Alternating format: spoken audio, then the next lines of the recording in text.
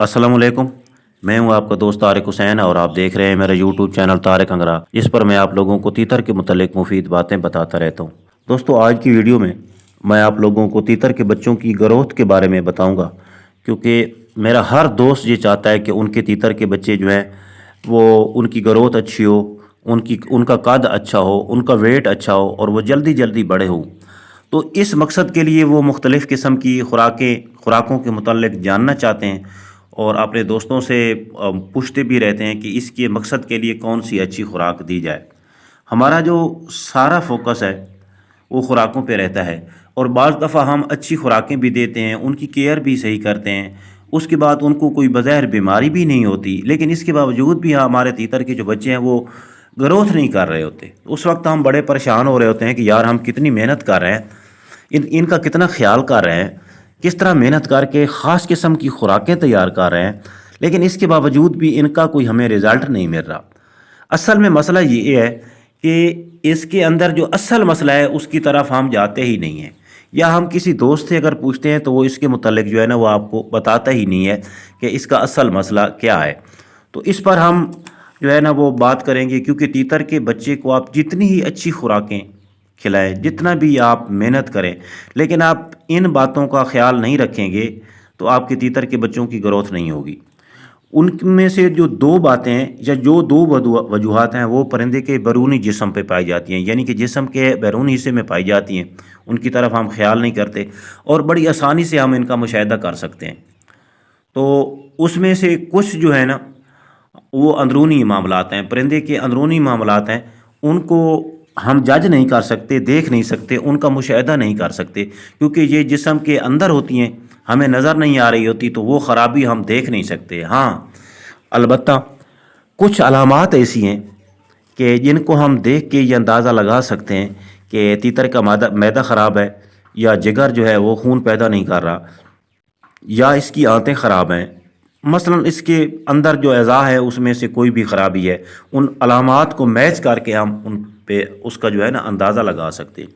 तो सबसे पहले हम बात कर लेते हैं बैरूनी मामलात पे, बैरूनी जो ख़राबी हैं उन पे। तो उसके बाद जो है हम अंदरूनी जो मामलात हैं उन पे बात करेंगे। तो बैरूनी मामलात में जो सर फहरिस्त है वो है चिचड़ी या जुएँ।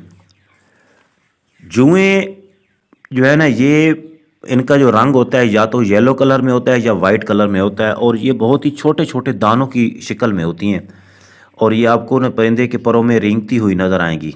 आप अगर बारीक बीनी से देखेंगे बहुत छोटी होती हैं, लेकिन बहरहाल ये आसानी से देखी जा सकती हैं, यानी बग़ैर किसी आला के भी आप इनको देख सकते हो। इसमें परिंदे को बुखार नहीं होता, हाँ अलबत्ता वो खून चूसती रहती हैं, जिसकी वजह से ना खून में कमी आहिस्ता आहिस्ता पैदा हो जाती है।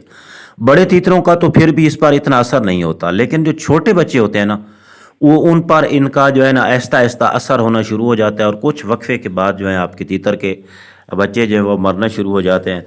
लेकिन काफ़ी दिनों के बाद, यानी इतना जल्दी इसका जो है ना, ये इतनी जल्दी बच्चे को मारने वाली चीज़ नहीं है। तो इसका इलाज ये है कि आप बच्चे को पकड़ें, उसका मुशाहिदा करें, उसमें अगर आपको जुएँ नज़र आती हैं तो आप कोई भी जो जुएँ मारने वाला पाउडर है, उसमें पाकिस्तान के हवाले से अगर मैं बात करूं तो कोपेक्स पाउडर है, कोपेक्स, और उसके बाद जो है टाइगर है। तो इस तरह के हम पाउडर इस्तेमाल करते हैं कीड़े मकोड़े मारने के लिए, ये इस्तेमाल किया जाता है। तो ये परिंदे की मुंह और आँखें बचा के आप उसके जो पर हैं, जिस्म के बाकी जितने भी हिस्से के पर हैं, उनमें अच्छी तरह छिड़क के उनको मिक्स कर देंगे तो ये तो 5 मिनट के अंदर अंदर ही ख़त्म हो जाएंगी। अब बात कर लेते हैं चिचड़ी के मुतालिक। चिचड़ी बहुत ही ख़तरनाक चीज़ है और ये चंद दिनों में ही परिंदे का ख़त्म कर देती है। इसकी तशख़ीस और इलाज के मुतालिक भी बताता हूँ। ये परिंदे का बहुत तेज़ी से खून चूसती है, उसके बाद परिंदे के जिस्म में खून की कमी हो जाती है और परिंदे को साथ ही बुखार होना ही शुरू हो जाता है, और चंद दिन के बाद ही जो परिंदा है वो एक्सपायर हो जाता है। इसमें यह है कि अगर बड़े परिंदों पे हमला करे, ये ज़्यादा तादाद में हों, तो फिर बड़े परिंदे की भी जान ले लेती हैं, लेकिन बड़ा परिंदा फिर भी कुछ दिन सर्वाइव कर जाता है, कुछ महीने भी सर्वाइव कर जाता है। लेकिन जो छोटे बच्चे हैं उसके लिए चंद दाने ही काफ़ी हैं। 1-2 दाने उसको रात को टकर गए तो ये जो है ना उसको ख़त्म कर देती हैं। अगर 1-2 दिन के बच्चे हैं तो उस पे अगर मतलब है एक बच्चे पे اگر بڑے ایک دانے نے بھی اٹیک کیا ہے تو اس کے لیے وہ بھی کافی ہے. اگر دوسری رات پھر اس پہ اٹیک کیا ہے تو سمجھو کہ وہ ختم.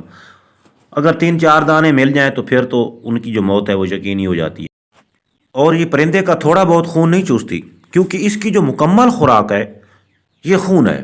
خون کے علاوہ یہ کچھ نہیں کھاتی پیتی. تو اس لیے یہ جی بھر کے پرندے کا بہت زیادہ خون نکال لیتی ہے. جی بھر کے اس نے خون پینا ہوتا ہے، اپنا پیٹ جو ہے وہ بھرنا ہوتا ہے، تو بہت زیادہ ہی خون نکال لیتی ہے. یہ دن کو چھپی رہتی ہے اور رات کو پرندے پہ حملہ کرتی ہے. جب اس کو کوئی آواز وغیرہ یا اس کو لگے نا کہ کوئی آواز نہیں آ رہی، کوئی ادھر آ نہیں رہا، اور یوں ہی اس کو پتہ چلتا ہے کہ کوئی بندہ آ رہا ہے یا کوئی آواز آتی ہے، تو یہ ادھر ہی سہم جاتی ہے اور ہمیں نظر ہی نہیں آتی. تو یہ رات کو جو ہے نا پرندے کا خون چوستی ہے. تو اس میں یہ ہے کہ اگر آپ کی مادہ انڈوں پہ کڑا کے بیٹھی ہوئی ہے نا، تو آپ دیکھ سکتے ہیں کہ پہلے تو انڈے بالکل ٹھیک تھے، لیکن دیکھیں گے دوسرے دن، تیسرے دن، ہفتے بعد، 10 دن بعد، کبھی آپ دیکھیں گے کہ یار انڈوں پہ خون لگا ہوا ہے. اور خون بھی اس طرح کا ہے کہ جیسے پرندے میں کوئی زخم ہوا وہ خون بہتا رہا ہو، وہ انڈے پہ لگ گیا.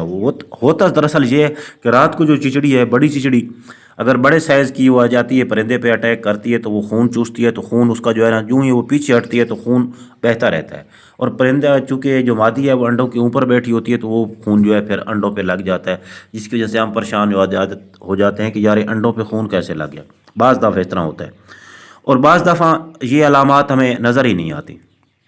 تو اس کی تشخیص کرنے کے لیے آپ پرندے کو دیکھیں، پکڑیں، اس کے جسم پہ آپ کو اس کو چھوٹے چھوٹے بچے نظر آئیں گے. بڑی چچڑی شاید ہی نظر آئے، لیکن دن کو چھوٹے بچے آپ کو نظر آئیں گے. وہ بالکل چپٹے ہوئے ہوں گے، حرکت نہیں کریں گے، اور اس وقت تک یہ جسم کے ساتھ چپٹے رہتے ہیں جب تک وہ جوان نہیں ہوتے یا ہو جاتے یا بڑے نہیں ہو جاتے، چلنے پھرنے کے قابل نہیں ہو جاتے، اور اپنا شکار جو ہے وہ تلاش کرنے کے قابل نہیں ہو جاتے. اس وقت تک یہ پرندے کے جسم کے ساتھ ہی چپٹے رہتے ہیں، اور اس کے بعد جو ہے وہ پھر پرندے کے جسم سے الگ ہو جاتے ہیں، دن کو چھپ جاتے ہیں، اور رات کو پھر جو ہے وہ اسی طرح جو اپنا سسٹم ہے وہ جاری رکھتے ہیں جس طرح بڑی چچڑی جاری رکھتی ہے. اور یہ جو چچڑی ہے نا، سوائے چند مہینوں کے، یہ سمجھو کہ پورا سال اس کی جو ہے نا یہ بچے دیتی رہتی ہے. سوائے چند مہینے ایسے ہیں جو کہ مطلب کہ وہ رک جاتی ہے، بریڈ سے رک جاتی ہے. تو اس وقت جو اگر پرندے کی آپ اس کا معائنہ کریں گے تو آپ کو نا وہ پرندوں کے جسم پہ نظر نہیں آئے گی، بچے وہ نظر نہیں آئیں گے، لیکن چچڑی موجود ہوگی. تو اس کے لیے بہتر یہ ہے کہ آپ پہلے پرندے کو پکڑیں، اس کا مشاہدہ کر لیں. اگر آپ کو اس کا وہاں پہ کوئی بھی نشان نظر نہیں آتا تو آپ جو ہے نا اس کے کھڈے چیک کریں، مطلب کھڈے ہے یا کیج ہے، اس کے سوراخوں کو یا اس کے نا جو جوڑ ہیں ان کو چیک کریں. تو ان کے اندر جو ہے نا یہ چھپی ہوئی ہوگی. پرندوں کی یہ نیچر ہوتی ہے کہ عام طور پر نا وہ رات کو ایک ہی جگہ پہ بیٹھتے ہیں، یعنی کہ انہوں نے ایک پکا ٹھکانہ بنایا ہوا ہوتا ہے رات کے بیٹھنے کے لیے. تو اس کے ارد گرد آپ چیک کریں تو آپ کو وہاں پہ اگر کوئی بھی آثار نظر آتے ہیں چچڑی کے، تو میں تو اس طرح کرتا تھا نا، جہاں پہ مجھے شک پڑتا تھا نا وہاں پہ میں 2 3 4 اینٹیں رکھ دیتا تھا، اور اس طرح رکھتا تھا کہ تاکہ چچڑی آرام سے ان کے اندر چھپ سکے. تو 2 دن کے بعد نا میں وہ اینٹیں اٹھاتا تھا، دیکھتا تھا نا تو ان کے درمیان میں جو ہے نا وہ بیٹھی ہوئی ہوتی تھی دن کو. تو اس وقت مجھے پتہ چل جاتا تھا کہ حالانکہ یہ عام حالات میں نظر نہیں آتی، ہوتی تو بڑی ہے، سائز میں بڑی ہوتی ہے، اتنی چھوٹی نہیں ہوتی، لیکن یہ چھپتی ایسی جگہ پہ ہے کہ جہاں تک انسانی آنکھ جو ہے وہ آسانی سے نہ پہنچ سکے. تو اس کا جو طریقہ ہے وہ ایکٹوفان ہے. ایکٹوفان پاؤڈر آپ لے لیں، ایکٹوفان اسی طرح کا کوئی جو چچڑی مارنے کے لیے استعمال کیا جاتا ہے. یہ ویٹنری سٹور سے آپ کو آرام سے مل جائے گا، یا پھر جو کچھ علاقوں میں نا انسانوں والے جو میڈیکل سٹور ہے نا وہاں پہ یہ رکھا ہوتا ہے جہاں جن علاقوں میں پرندے رکھے جاتے ہیں. تو وہ آپ لے لیں، پانی میں حال کر کے نا اپنے پہلے تو اپنا جو پرندہ ہے اس کا سر بچا کے باقی جو پورا جسم ہے وہ پانی میں ڈبو دیں، اور اس طرح ڈبوئیں کہ اس کا کوئی بھی جسم کا کوئی بھی حصہ پانی سے خالی نہ رہے، پورے جسم پہ پورے پروں میں پانی اچھی طرح لگ جائے. وہ تو ہو جائے گی ختم. لیکن جو آپ کے کھڈوں کے اندر ہے، جو وہی پانی جو بچ گیا ہے وہ پانی آپ سپرے کر دیں ان کھڈوں کے اندر، ان سوراخوں میں، ان جو ہے جوڑوں میں اچھی طرح، تاکہ کوئی بھی جگہ، کوئی بھی سوراخ جو ہے وہ ایسا نہ بچے جہاں پہ جو ہے نا وہ آپ کا سپرے نہ جائے۔ اچھا میرے ساتھ بھی ایسا ہوا تھا، میں 2-3 دفعہ سپرے کیا میں نے، لیکن اس کا کوئی مجھے فائدہ نہیں ہوا، پھر بھی نا 3-4 دن بعد 5 دن کے بعد وہ دوبارہ آ جاتی تھی۔ تو میں بڑا پریشان تھا کہ یار میں سپرے بھی کرتا ہوں پھر آ جاتی ہے کہیں نہ کہیں علاقے سے، کیونکہ مجھے پتہ چل گیا کہ چچڑی اب آ گئی ہے تو اس کا جو ہے نا دوبارہ بھی کسی وقت حملہ کر سکتی ہے۔ تو میں روزانہ دیکھتا تھا، تو 2-3-4 دن کے بعد مجھے پتہ چلتا کہ یار دوبارہ آ گئی ہے، پھر میں سپرے کرتا، پھر پتہ چلتا پھر دوبارہ آ گئی۔ تو مجبوراً مجھے جو کھڈے ہیں چونکہ میرے اینٹوں کے بنے ہوئے ہیں، تو ان کھڈوں کے اندر مجھے دوپہر کو تیز آگ جلانا پڑی اور ان کھڈوں کو اچھی طرح گرم کرنا پڑا اور بہت مطلب زیادہ گرم کرنا پڑا، تب ہی جا کے میری نا اسے جان چھوٹی تھی، جو بھی اس کے تھے ساری اندر کے اندر جو ہے نا وہ ختم ہو گئی، جو بھی دراز تھے وہ جگہ بھی گرم ہو گئی تھی، جو بھی سوراخ تھے وہ جگہ بھی گرم ہو گئی۔ تو یہ زیادہ اگر سورج اور زیادہ گرمی ہو نا دن کو، اور اس کو آپ گرم ریت پہ پھینک دیں تو بھی یہ مر جاتی ہے، یعنی زیادہ گرمی یہ نا برداشت نہیں کر سکتی۔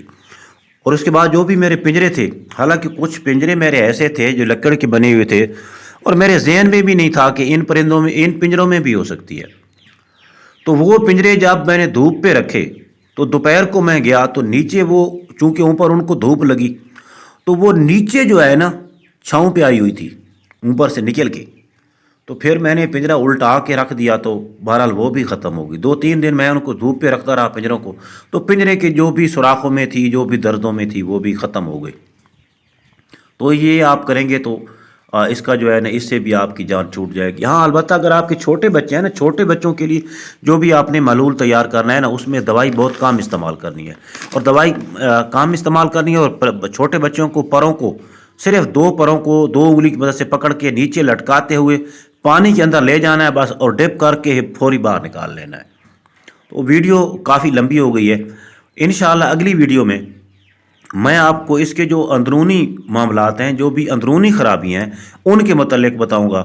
آپ لوگوں کو چاہیے کہ سب سے پہلے ان خرابیوں کا بندوبست کریں، پھر ہی تیتر کو اگر آپ نارمل خوراک بھی دیں گے، تیتر کے چھوٹے بچوں کو نارمل خوراک دیں گے تو ان کی اچھی خاصی خروت ہوگی۔ جب تک ان کی صحت سیٹ نہیں ہوگی، جب تک ان کو کوئی بھی مسئلہ ہے، تو اس وقت آپ جتنی بھی خوراکیں دیتے رہیں اس کا آپ کو فائدہ نہیں ہوگا۔ اگر ابھی تک آپ نے میرے چینل کو سبسکرائب نہیں کیا تو آپ اس کو سبسکرائب کر لیں اور آل نوٹیفیکیشن کو انیبل کر دیں، تاکہ میری ہر آنے والی ویڈیو کا نوٹیفیکیشن آپ کو سب سے پہلے ملتا رہے۔ تو ملیں گے اگلی ویڈیو میں، اس وقت تک کے لیے اللہ حافظ۔